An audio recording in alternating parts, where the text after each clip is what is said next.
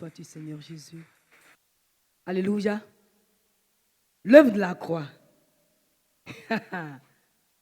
On penserait que c'est une œuvre de faiblard. L'œuvre la plus puissante, là, c'est la croix que ça s'est passé. Parce que nous lisons dans la parole de Dieu qu'en Israël, autrefois, c'est les criminels, c'est-à-dire les rebuts de la société, ceux de qui on ne parle plus, ceux à qui on ne pense plus, ceux qu'on voit comme les ordures, les balayures, c'est eux qu'on livre à la croix. C'est pourquoi le jour où Jésus a été livré à la croix, il y avait deux brigands. Et des deux brigands, il y a un qui a donné sa vie à Jésus. Parce qu'il a vu que lui, il était digne. Mais Jésus n'était pas digne. Et il a vu que quelqu'un qui n'est pas digne, s'il monte là, et puis nous, on est à côté de lui, ça veut dire que quelque chose de spécial, quelque chose qu'on n'a pas l'habitude de voir, se passe. C'est comme ça, il a été sauvé. Et l'autre n'a pas été sauvé. L'œuvre de la croix, c'est l'œuvre là où la véritable humilité se manifeste. C'est pourquoi le deuxième brigand a été sauvé. Alléluia. L'œuvre de la croix, c'est l'œuvre de la victoire absolue. Quand quelqu'un est à la croix, c'est fini pour lui. Mais quand Jésus est parti à la croix, il a renversé la tendance.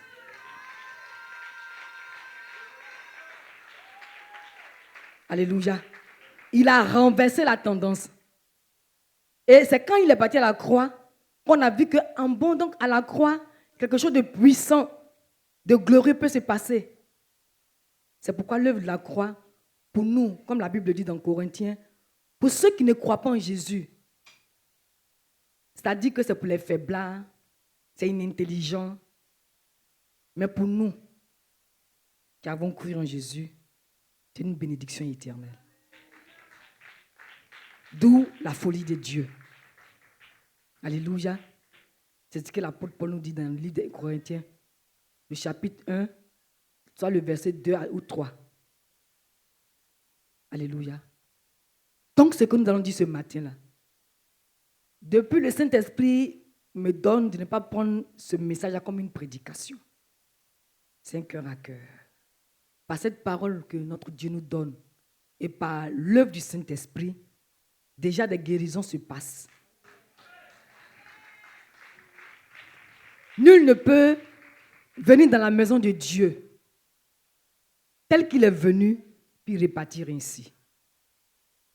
C'est pourquoi on a dit, dans la présence de Dieu et à Évie, de façon spécifique et particulière, on a comparé la présence de Dieu à Évie à Daniel 2, le verset 45, où la pierre qui n'a pas été secourue a été détachée des autres pierres.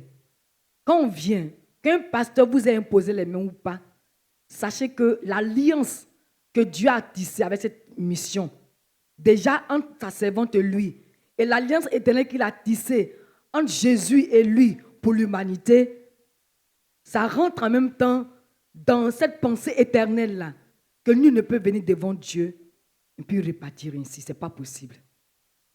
Mais celui qui repart avec ses problèmes, c'est qu'il n'a pas su que Dieu est la solution à tout et que Dieu est le terminus de toutes ces situations difficiles.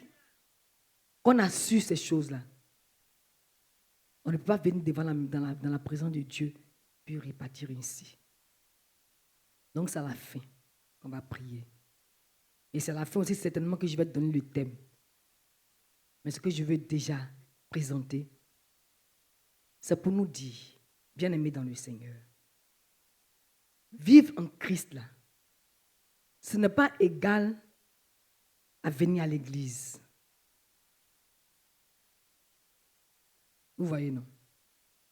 C'est quand Jésus est mort et puis il a promis revenir. Quand ses disciples l'attendaient dans le lieu où il leur a dit qu'il allait revenir pour les visiter par le Saint-Esprit, c'est à partir de là que le Saint-Esprit, qui est le maître de nos vies, qu'il allait envoyer, a déjà mis dans le cœur des apôtres cette disposition-là, pour que tous ceux qui ont cru en Christ restent ensemble dans un même lieu, d'un même cœur. Alléluia. dans une même pensée, dans un même esprit. Parce que quand on est ensemble en tant qu'enfants de Dieu, absolument, le Seigneur Jésus nous fait du bien. C'est ce qu'il nous a promis dans Matthieu 18, dans Psaume 133. Donc, si on veut nous exprimer ainsi, on peut dire que c'est pour qu'ensemble nous puissions nous réunir pour pouvoir apprécier la grâce de Dieu, pour pouvoir le remercier, pour pouvoir l'adorer, pour lui dire que nous sommes contents, comment nous sommes contents qu'il se soit communiqué à nous, qu'il nous ait rencontrés. C'est pourquoi les rassemblements existent dans les lieux de culte. Sinon, vivre en Christ, là, ça va au-delà des réunions et des rassemblements qu'on fait ensemble. Les jours de rassemblement, je veux dire qu'ils ne sont pas à grande assemblée, et ceux qui sont à grande assemblée comme les dimanches, parce qu'il y a plusieurs cultes dans différentes communautés, on s'est réunis 2 fois, 3 fois. Mais ce n'est pas ça d'abord. Ce que Dieu veut d'abord, celui qui vit en Christ, là, il faut que déjà dans son entendement, il sache ce que ça veut dire. Alléluia. Pour que les barrières qui sont dans nos cœurs, qui nous ont été transmises et qui nous ont été présentées depuis des décennies, puissent tomber. Ce message-là m'a été inspiré par le Seigneur. Mais je crois que par sa grâce, en tant que sa servante, et par rapport au ministère qu'il m'a donné, je suis prophète par sa grâce, je sais et je crois que le Seigneur va utiliser ce message-là pour nous visiter, pour nous toucher chacun d'entre nous, afin que toutes ces barrières-là puissent tomber. Parce que quand quelque chose est formaté dans le cœur, dans l'entendement, dans les pensées, dans les esprits, il faut la puissance et le pouvoir de la parole de Dieu pour casser ça petit à petit. Parce que l'habitude fait qu'on pense que ce qu'on est habitué à faire là, c'est ça qui est vrai. Non, pas forcément. J'ai déjà dit un jour, une fois dans un enseignement ici, que c'est la parole de Dieu. C'est le dernier message du dimanche, avant qu'on ne parte en 2025. C'est ce que Dieu a dit, sa parole là. C'est ce qui est vrai de toute éternité. Les choses qu'on connaît, qu'on pratique, sont venues au fil du temps où il y a eu des besoins. Donc, par rapport à ces besoins-là, il y a des personnes qui ont décidé qu'on fasse ci, qu'on fasse ça, pour rattraper certaines choses dans la vie des gens parce qu'ils ont ce besoin, pour réaliser certaines choses dans la vie de ces personnes-là parce qu'ils ont ce besoin. Mais le besoin de l'humanité, c'est Jésus qui l'a su, qui l'a apprécié et qui l'a établi. Donc, toutefois qu'une parole vient de Jésus dans sa parole, c'est elle qu'on doit retenir et c'est elle qu'on doit accepter et c'est sur ça qu'on doit se tenir pour vivre, nous, en tant qu'enfants de Dieu. Alléluia. Tout à l'heure, on va donner le thème et tout à l'heure, on va lire des passages. Mais le Seigneur veut d'abord délivrer nos cœurs qui ont été habitués à la religiosité. La religiosité, c'est quoi? C'est quand on fait des choses qui sont déjà établies parce que Dieu a dit, on fait ci, on fait ça.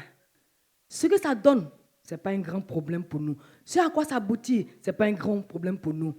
Donc, on est dans une disposition, si je peux encore m'exprimer ainsi, d'automates, comme des robots.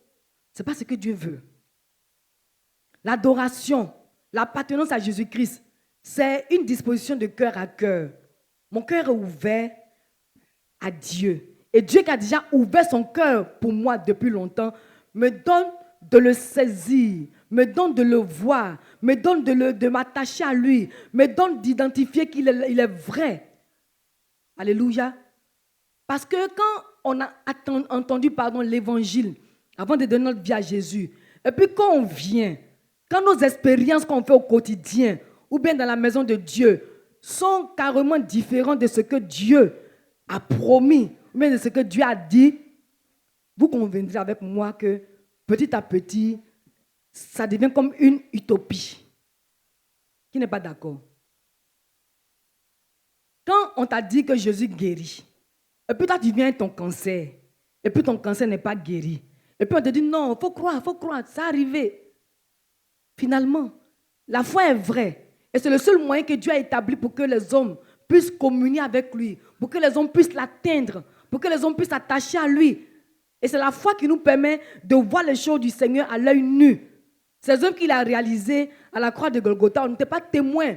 Mais quand il nous le dit dans sa parole, le témoignage qu'il a rendu à la croix et qui est dans sa parole là, nous permet de pouvoir être en accord avec lui et de pouvoir le toucher. Vous voyez, non? Mais quand on te dit que Jésus guérit, et puis ton cancer dure des années, non, si on est honnête, qui va continuer de croire? Parce qu'on ne voit pas le Seigneur. Et pourquoi on ne voit pas le Seigneur? Parce que c'est subtil, hein? On n'a pas accepté. C'est subtil. Quelqu'un ne peut pas dire, tu te dis, je ne peux pas accepter ce que Dieu m'a dit. Mais par nos attitudes, là, on n'est pas en accord avec ce que Dieu dit. J'ai dit qu'on va terre à terre. Je vois, par l'Esprit de Dieu qui est en moi, à vie des personnes qui sont toujours joyeuses. Là, c'est l'Esprit du prophète qui parle maintenant. Si je me trompe, vous allez me dédier. Toujours joyeuses. Mais qui, comme on stagne. Et si je me trompe?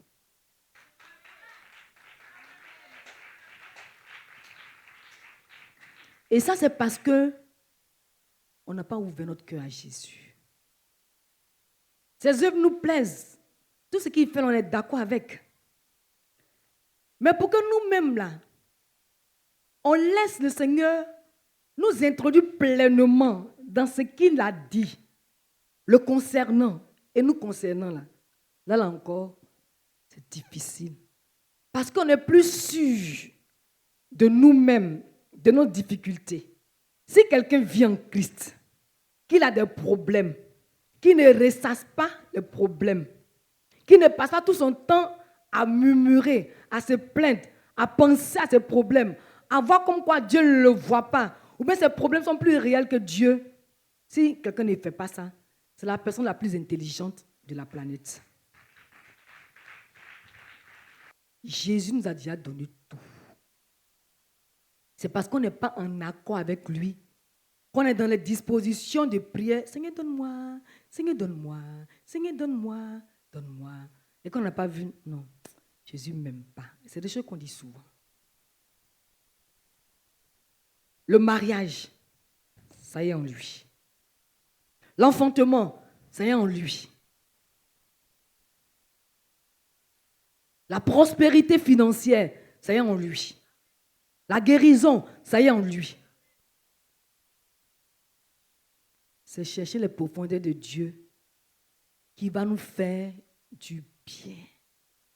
Donc, on est né avec ce que nos parents nous ont dit. Donc, c'est la nature naturelle, la nature humaine, là. C'est ça qui est encore en nous.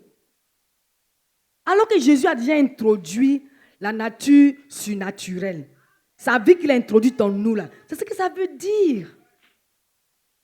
Ce n'est pas utopique. Mais on n'est pas en accord. Bon nombre d'entre nous ici, quand ils ont des problèmes, il y en a un Facebook, c'est devenu la troisième chambre. Ils vont tout expliquer. Ils ont perdu les frères. Seigneur, ce frère-là, c'est lui qui me donne à manger. Et Jésus.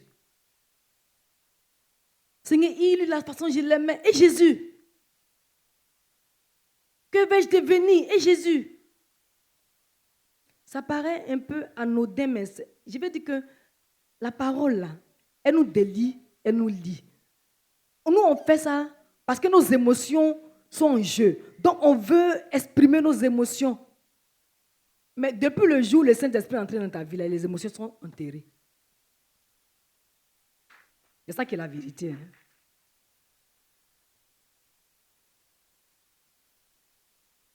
Et comment faire pour qu'on vive maintenant par l'esprit, sans laisser les émotions là, ça émane de l'âme.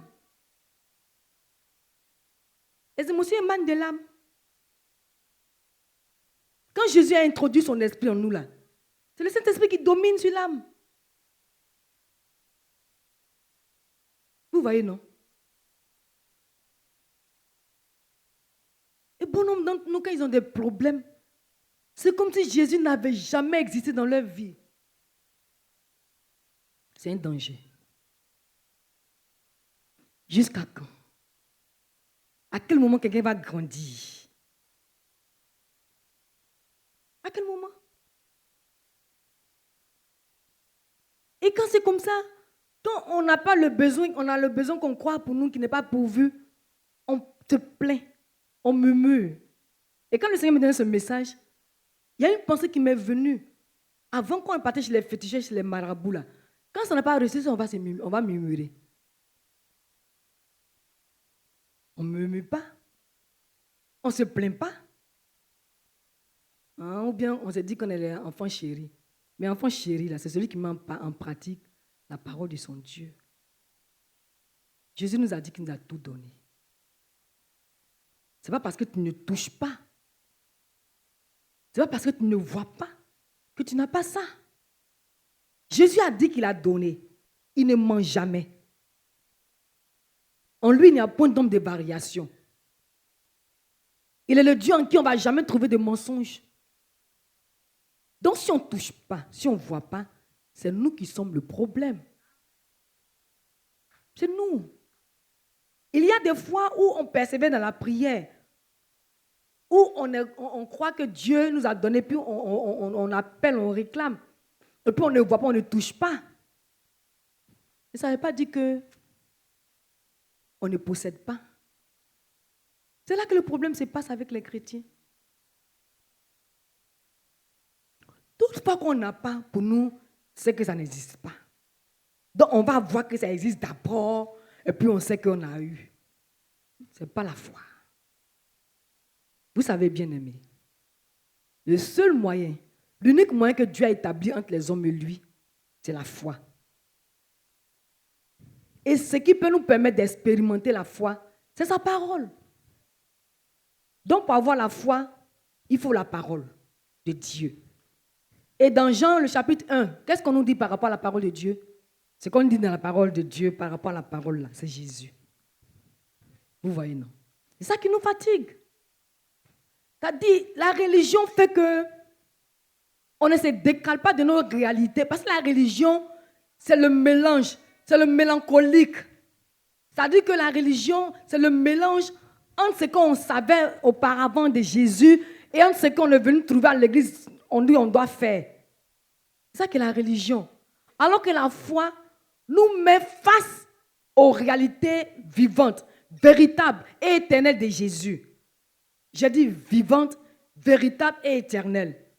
Et quand j'ai commencé, j'ai dit que tout ce qui n'est pas véritable, là, tout ce qui est véritable plutôt, là, à quoi on s'en tient de toute éternité, c'est dans la parole de Dieu. Vous voyez, non? C'est pas, je veux dire que le Saint-Esprit est en train de toucher des cœurs. Il y avait des glaces, des morceaux de murs de glace dans nos cœurs. Beaucoup d'entre nous, ce que Dieu m'a dit par son esprit, on vient pour la forme. Beaucoup d'entre nous. Beaucoup d'entre nous. On ne vient pas dans la dynamique de dire oui, aujourd'hui c'est un jour que Dieu par sa grâce a mis à part. Parce que ce jour que Dieu a mis à part là, ce n'est pas qu'on vient dans le culte qu'on l'expérimente, qu'on le vit. C'est déjà qu'on est à la maison nous seuls. Parce que je suis enfant de Dieu. Donc tous les jours, un jour de réjouissance, un jour de culte pour moi. Le culte là, ce n'est pas qu'on a établi les chaises, les micros, puis les vases à battre, puis les pasteurs viennent. Non. Le culte, c'est que la Bible nous dit, c'est ce qu'un cœur d'enfant de Dieu rend à son Dieu parce qu'il reconnaît que son Dieu est Dieu. Je sais que vous ne comprenez pas quand il veut dire ça. Si on donne la définition de Dieu, comment on peut donner la définition de Dieu? Dieu, on pense quoi en même temps? Dieu est éternel. Et nous sommes comment? Nous ne sommes pas éternels. Donc Dieu qui nous a fait entrer en lui, dans son éternité là, nous dit voici, lui connaît. Pour nous, comme on est des hommes qui n'avons pas la pensée de l'éternité, pour nous c'est ce qu'on voit, ce qu'on touche, ce qu'on entend là, qui nous donne la preuve que Dieu est vrai. Non! Quand on donne la définition de Dieu, éternel.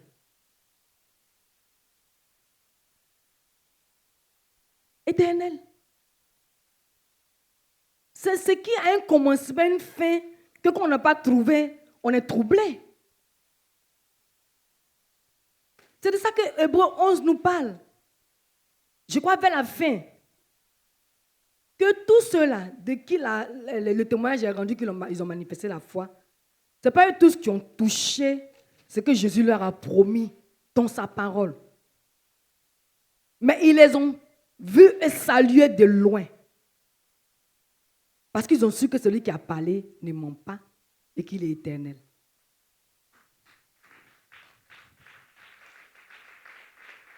Vous voyez, non? Frère Inviriens, et toutes les personnes qui, par la grâce de Dieu, vont écouter ce message, sortons de ce mélange, de cette mélancolie. Ça ne nous arrange pas. On ne pourra pas grandir.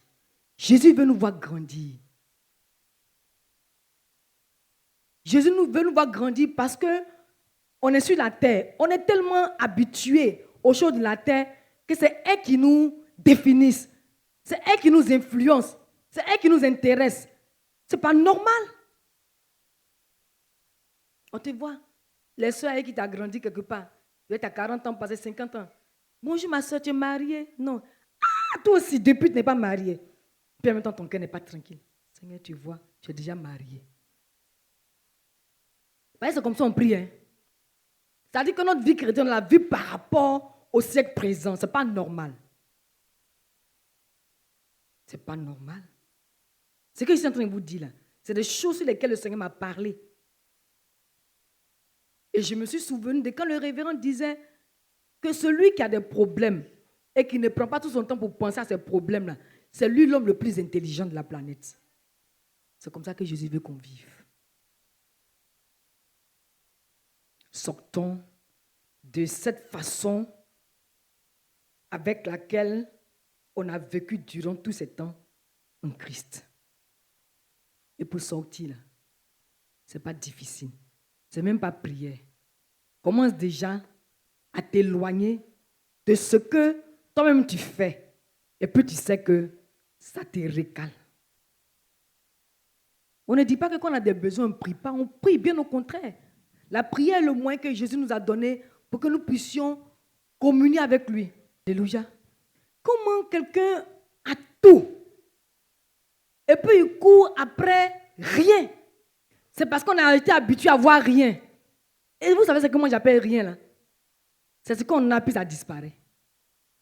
Mais ce que je suis en train de dire dans ce message-là, si on ne réalise pas que tout ce qu'on a vient de Jésus et que c'est lui qui doit les gérer et que nous, on se confie en nous-mêmes pour les gérer, qu'on se confie en nous-mêmes pour les entretenir, que ce soit nos relations, dans le couple, en famille, quand c'est nous-mêmes qui faisons les choses pour que ça évolue, ça peut nous échapper. Ceux qui sont sans Christ, eux, ils peuvent gérer comme ils veulent. Mais nous qui sommes en Christ, là, on doit identifier que ça vient de lui. Et lui qui nous a donné ça. Seigneur, tu m'as donné. Je ne savais même pas que tu allais me donner, tu m'as donné. Voici. Fais-en ce que tu veux parce que tu peux tout. On est rentré dans le feu et la flamme de Jésus. Mais on n'a pas su permettre au Seigneur de nous enseigner à vivre en lui et de nous apprendre à marcher dans ses voies.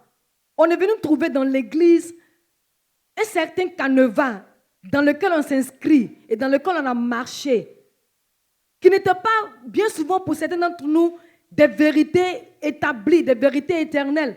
Donc on a marché tant bien que mal. Souvent quand tu es soufflé, tu jettes l'éponge. Souvent quand tu penses que tu es regardé, tu récupères l'éponge. Mais la base n'a pas été solidifiée par le pouvoir de Jésus. C'est de ça que Jésus parle actuellement. Quand la base d'un enfant de Dieu a été solidifiée par Jésus, comment ça s'est fait? Quand tu deviens chrétien, là, tout ce qui est là, c'est vrai, c'est beau. Hein? Jésus, tu es là. Conduis-moi.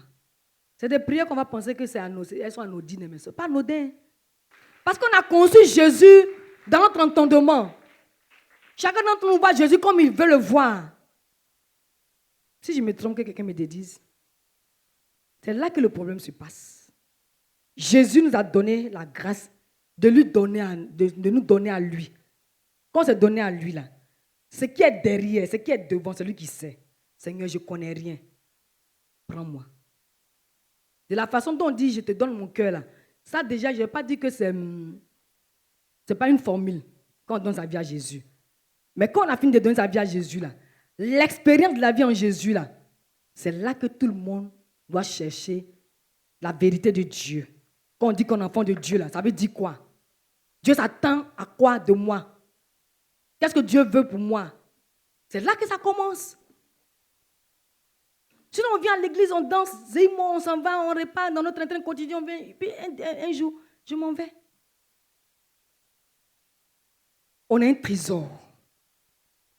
Et puis on met ça au même niveau que afin de venir à l'église.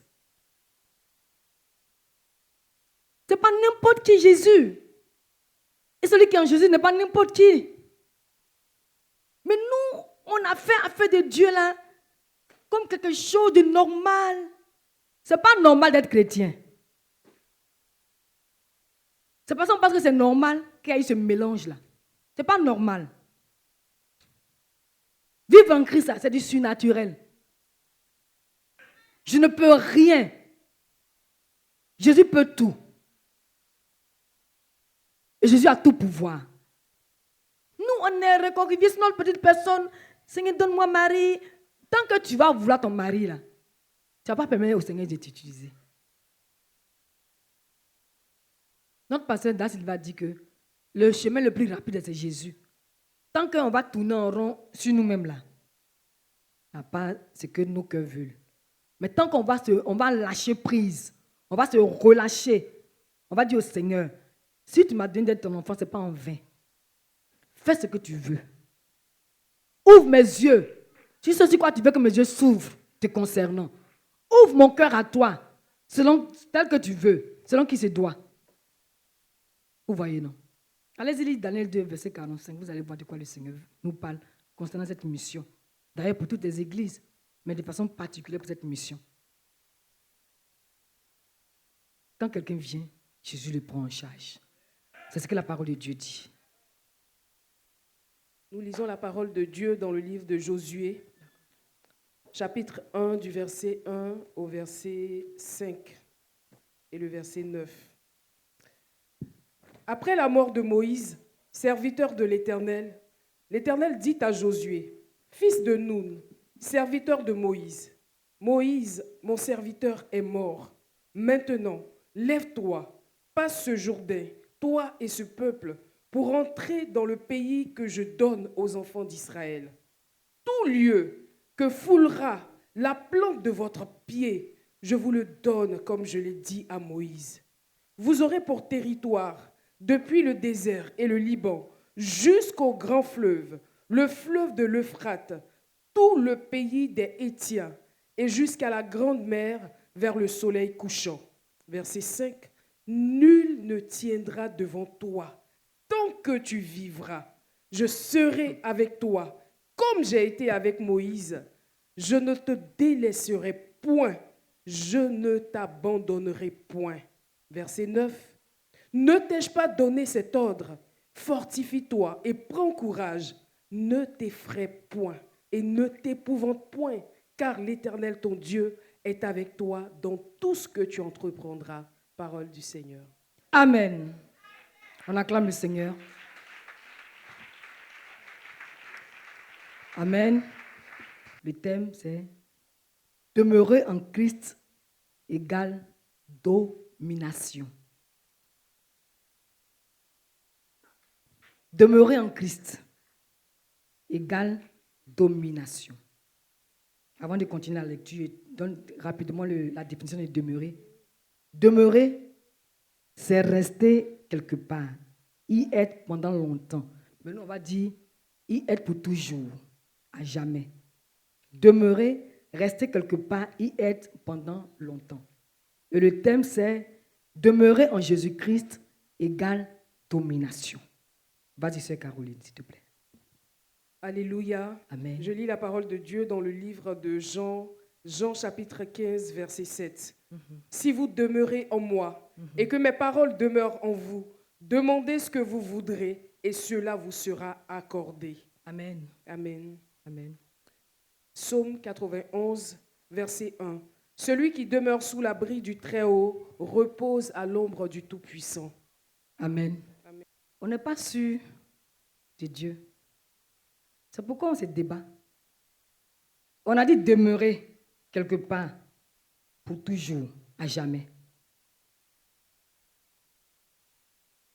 C'est notre manque d'assurance. Vous avez vu la prière qu'on a faite pour les prières matinales là. Je suis sûr de mon salut. Le salut là, c'est pas quand tu as dit oui Seigneur, je te donne ma vie, non.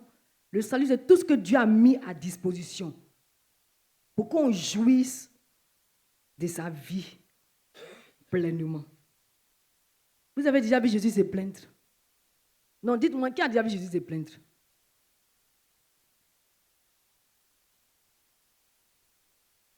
Jésus, il est sûr de lui, il sait que c'est lui qui est là. Celui qui règne. Rapidement, le verset 2 de Josué 1, le Seigneur, oui, pour entrer dans le pays que je donne aux enfants d'Israël. Dieu nous donne de rentrer en Christ. C'est lui qui nous en donne l'occasion, le pouvoir. De la même façon dont les enfants d'Israël, Dieu leur a promis Canaan. Et puis ils sont rentrés à Canaan là. C'est comme ça que Dieu a disposé Jésus-Christ pour qu'on entre en lui. C'est lui qui nous a fait entrer en Jésus. Donc pourquoi maintenant on est rentré en Jésus et puis c'est comme si c'est nous qui devrons faire des efforts pour prendre soin de nous-mêmes. Mais c'est l'échec. J'ai commencé par dire que celui qui voit ses problèmes avec ses yeux et qui ne réfléchit pas, qui ne ressasse pas, c'est l'homme le plus intelligent. Et c'est le contraire qu'on fait. Ça veut dire qu'on ne veut pas jouir du repos de Jésus. Dieu dit ici, pour entrer dans le pays que je donne aux enfants d'Israël, tu es entré en Jésus. Le verset 3, il dit, tout lieu que fleura la plante de votre pied, je vous le donne, comme je l'ai dit à Moïse. Dieu nous a donné la délivrance. Vous savez pourquoi? Le peuple d'Israël hésitait quoi avant? Et quand on était encore païen, on était quoi? Il nous a donné la délivrance. Il nous a donné la délivrance. Vous savez qu'on continue de couper sous le poids de je n'ai pas ça, je n'ai pas... C'est encore l'esclavage. Est-ce que vous avez déjà vu le roi aller commander de la nourriture ailleurs? À moins que quelqu'un veuille avoir l'honneur, le privilège que le roi peut lui donner quand il l'invite chez lui. Le roi ne prend pas sa soupière pour aller chez les gens pour demander à manger. Jésus nous a accordé la délivrance. La délivrance. Le repos, là, c'est la délivrance en tout. Et il dit que tout lieu, ils étaient esclaves, non? Maintenant, ils quittent l'esclavage, ils entrent dans un pays que Dieu leur a donné, qui n'était même pas leur pays. Dieu dit entrez dans ce pays. Et puis il dit c'est pour vous. Donc ils sont quoi? Ils sont propriétaires. Donc comment quelque chose que nous on a, et puis après ils s'en fait pitié. Pourquoi même? Pourquoi?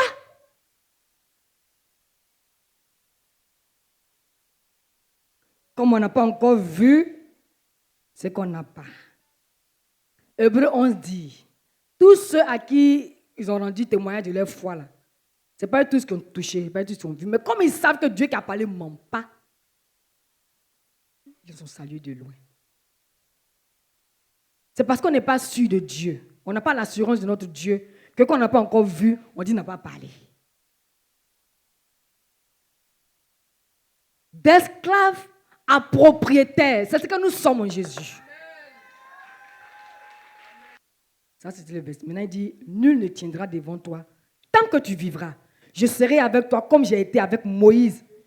Je ne te délaisserai point. Je ne t'abandonnerai point. Je ne t'abandonnerai point. Je ne te délaisserai point. C'est des promesses. C'est des promesses. Hébreux 11. Dieu a promis à ceux qui n'ont pas vu Jésus venir. C'est de Jésus qu'il s'agit. Hein. Ceux qui n'ont pas vu Jésus venir là. Parce qu'on a promis le libérateur, le Messie. On leur a promis ça. Ils n'ont pas vu. Comme Zacharie et Élisabeth. Il dit, il n'est pas venu au moment où je suis en vie, mais je sais que Dieu a parlé. La promesse là, c'est vrai. je m'en vais, mais je la salue. Je ne l'ai pas vue, mais je la touche. Vivre en Christ, c'est du surnaturel. Ce n'est pas pour s'attarder à nos choses que nos parents nous ont dit. Quand tu n'es pas marié, ce n'est pas bon. Quand tu n'as pas d'enfant, ce n'est pas bon. Quand tu n'as pas de voiture, ce n'est pas bon. Quand tu n'as pas ci, ce n'est pas bon. Comme si on est né sur la terre là, pour ça. La Bible nous dit, quand c'est dans Éphésiens, nous sommes nés pour servir à la louange de sa gloire. Je sais que c'est quelqu'un en train d'être délivré ce matin. Et nous continuons toujours. C'est des promesses. Ne t'ai-je pas donné cet ordre? Fortifie-toi et prends courage. Ne t'effraie point et ne t'épouvante point. Car l'Éternel, ton Dieu, est avec toi dans tout ce que tu entreprendras. Le thème du message, demeurer en Christ égale domination. Quand Dieu ouvre sa bouche pour te dire qu'il est avec toi, tu domines.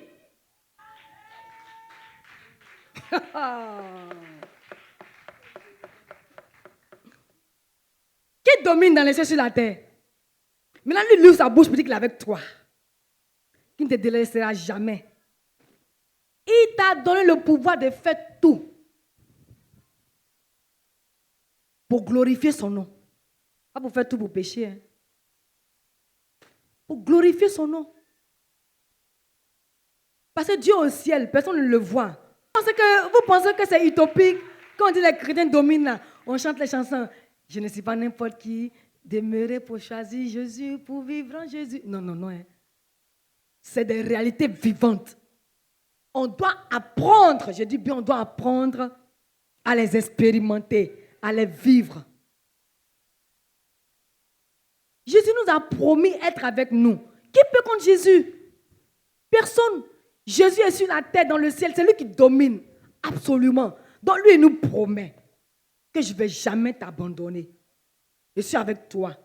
Mais je domine. Je domine. Donc quand je domine là, quand le sorcier vient là, je n'ai pas besoin de parler. Il sait que c'est moi qui domine. On n'a pas besoin de parler. C'est parce qu'on a peur. On ne dort pas entre 3 et 4 heures du matin, c'est là que les sorciers s'envoient. C'est pas d'où on trouve ça là. On se lève à minuit, on va lier jusqu'au matin même. Tous tes os sont broyés. Tellement tu es fatigué. David dit, je me couche. Et puis quoi? Parce que quoi? Hey Seigneur, je suis venu accompagner les gens ou quoi? À quand ma victoire? Donc, je viens de dire au début de la parole de Dieu que à la croix, là, ce qui s'est passé là, c'est la puissance déployée. Donc, ce qu'il allait faire à la croix, ce n'est pas bon. Hein. Toi, tu veux encore quelque chose à quoi ta victoire. Tu n'as pas la voix. Parce que tu n'as pas saisi ce que tu as.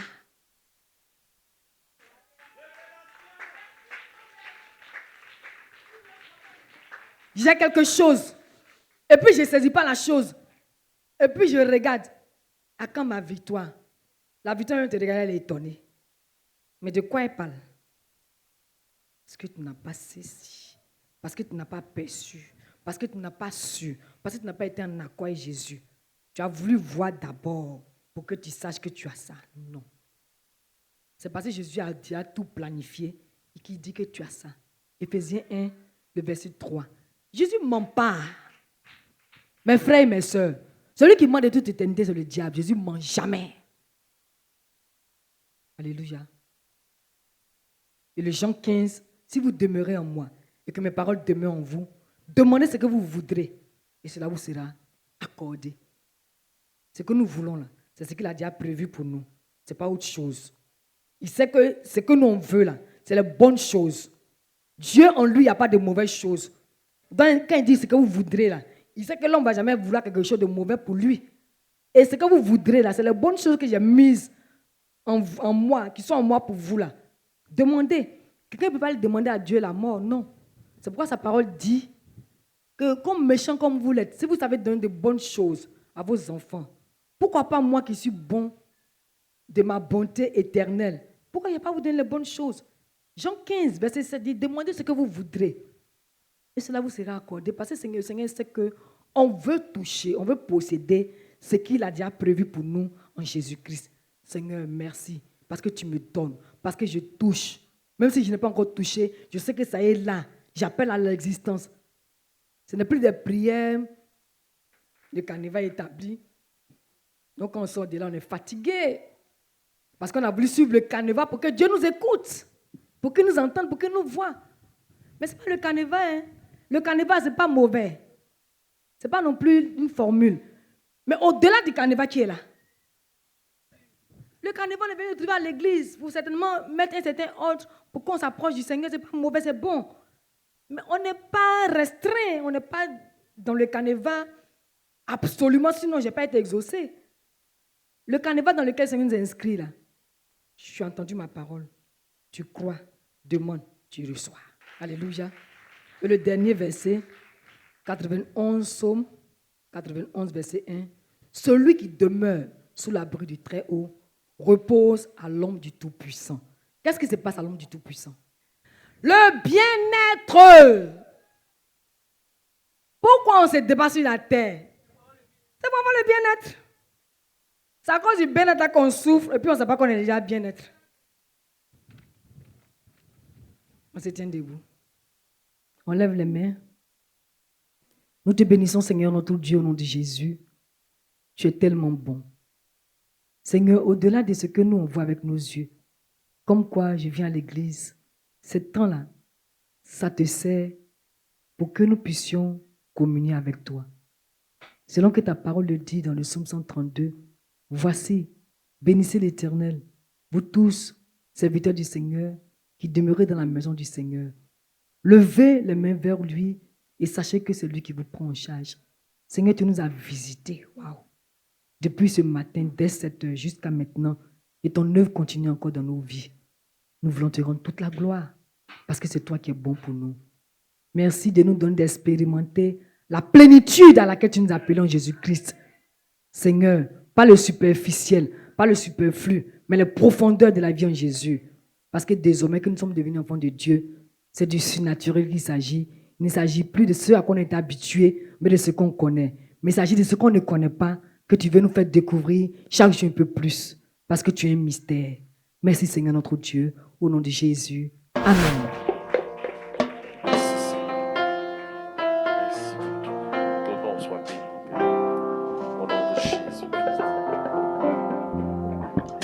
Au-dessus des puissants,